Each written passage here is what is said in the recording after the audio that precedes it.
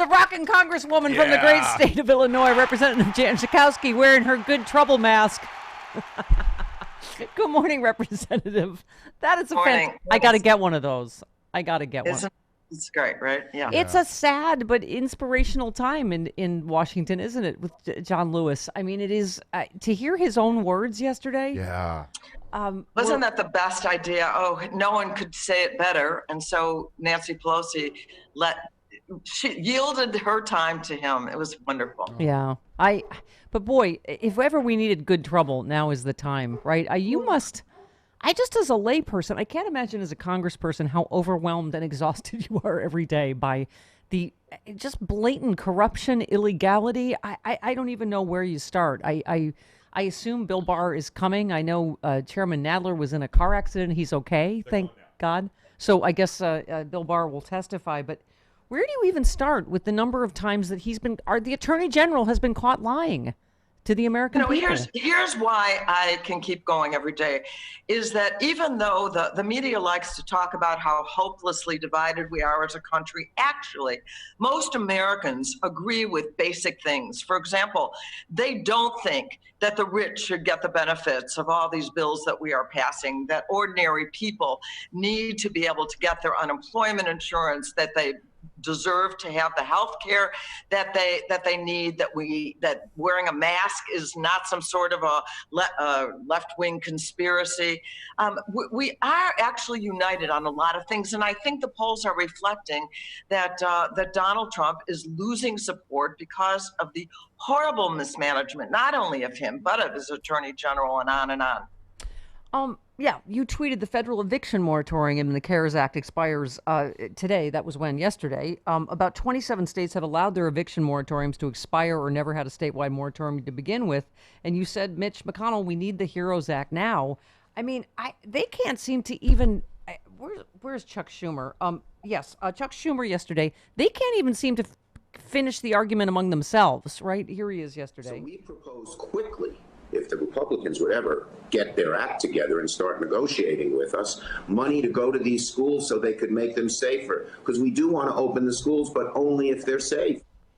And meanwhile, Mitch McConnell doesn't even know that there's a new FBI building in the bill that is specifically to benefit Donald Trump personally, so that a hotel doesn't go into that building to compete with his hotel. I mean, every story is about billions of dollars. Yeah. Billions of dollars going to that. And nothing going to state and local governments. You talk about schools. The other thing is the reopening of the schools. Republicans only want the money to go to schools that will have in-person classes, no virtual. I mean, and no money to speak of for education. It is really shocking. No money in the bill for any nutrition programs, and of course nothing, as you pointed out, about evictions and foreclosures.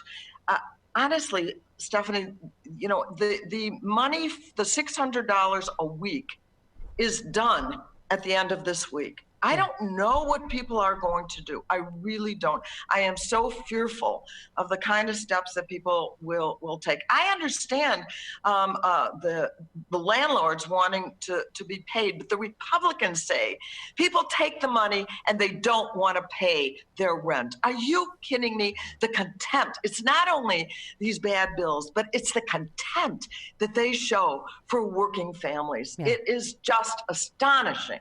Yeah, well, I mean, by the way, first of all, to hear these billionaires talk about how $600 is too much they don't need that. And, all of these stupid ideas like the payroll tax cut when there's 30 million people not even getting a paycheck. Right. This one, Republicans fussing with unworkable unemployment plan as benefits lapse. The GOP idea for replacing the extra $600 in weekly unemployment benefits is too complicated for states to implement quickly. You know all this, but it would take at least a month for the states to set up the extra benefits. As Chuck Schumer said, the simple, easiest thing to do is extend it. It's been one of the most successful programs at keeping people out of poverty, getting money into the economy quickly. Had we not done it, we'd probably be in a depression. And if we don't do it again, we can go into depression.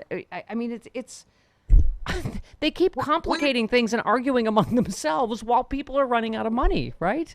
Right. We just had a meeting of our caucus. Nancy Pelosi spoke. She said that California, and Donna Shalala was saying that Florida, it would take about 3 months actually to set up some sort of a new unemployment insurance program that would allow people to get 70%.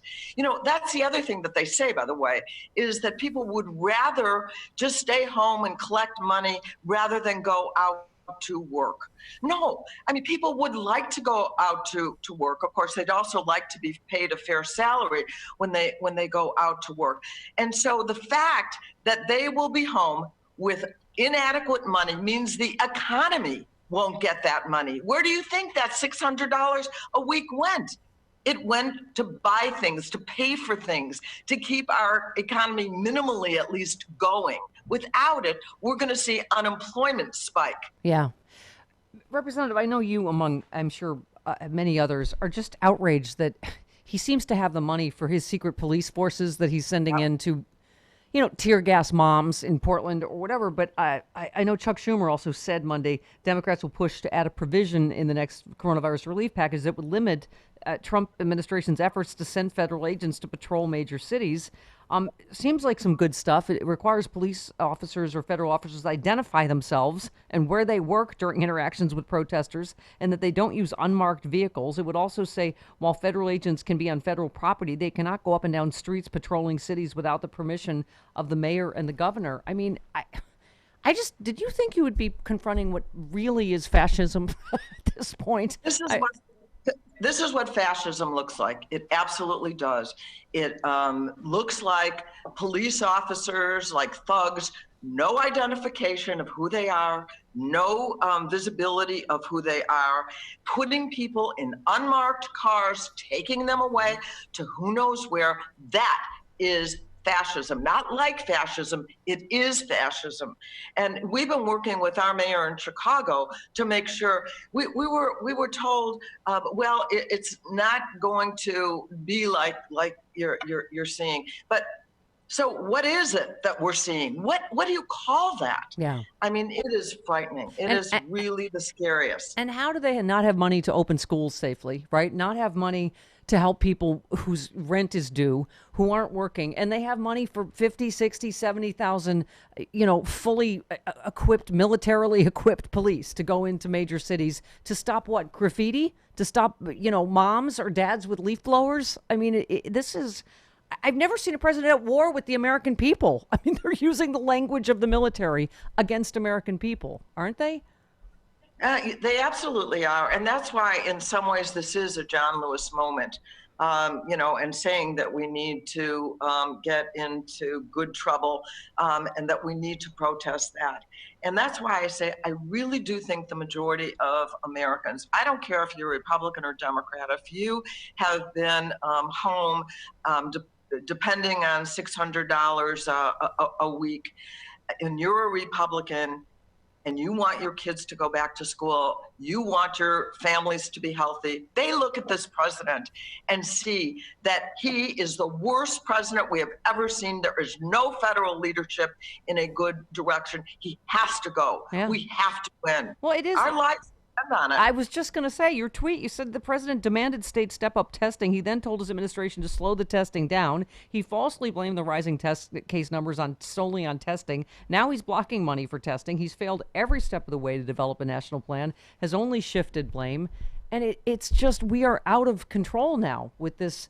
We're out of control. Yesterday, I heard one of the letter carriers talking about how it looks as if the administration is actually slowing down the mail. I know in my district, I'm getting a lot of calls about people having a problem with the mail. And I am certain that the reason is that this administration wants people to doubt whether or not, if they vote by mail, that vote will get there. This is intentional. It doesn't have to be. We can save the Postal Service, which is the most popular agency of government, and restore the confidence. And that's what we want. We want vote by mail. Why should people have to go out and expose themselves to COVID-19? Why should they have to leave their homes if they're frail? And 50% of Democrats say they want to vote by mail, and over 20% of Republicans say they want to vote by mail, and this administration, Donald Trump, is standing in the way. Representative, I was just going to ask you about that before you brought it up. What are we going to do? What should we do? Because I feel like there is this perfect storm coming at us between him obviously deliberately trying to destroy the post office and or people's, you're right, faith in voting by mail in a pandemic. This is, as the mayor of Seattle said yesterday, is practice for martial law, him sending his goons into cities. Right. I feel this perfect storm coming between that and everything Bill Barr is doing. What can I think people want to know that Democrats are going to make sure we have a fair election. What can we do, and what can Congress do? We are the voters. Have to vote. Have to overcome if there are barriers. Have to be prepared to overcome them. Make sure that everyone is able to vote. This is going to be our mantra. Vote early. Vote by mail, vote. Because I believe absolutely that we are poised to win this election. And we do know that Donald Trump and his cohorts will do everything they can to try and suppress the vote. We cannot let that happen. It is within our power to overcome that, to make sure that everybody shows up. And we've seen people standing in line, willing to stand in line for hours, and answering to the press when they say, why are you here? Because I will not give up my right to vote. So everyone has to make a decision. Make a decision that you will vote. You will make sure that you're able to vote. And in the meantime, there will be lawsuits. There will be people out at the polls. We will be pushing every state that can to have vote by mail.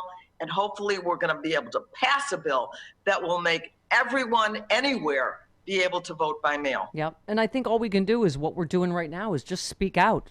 We see you. We see what you're doing with the post office. We see what you're doing with the secret police.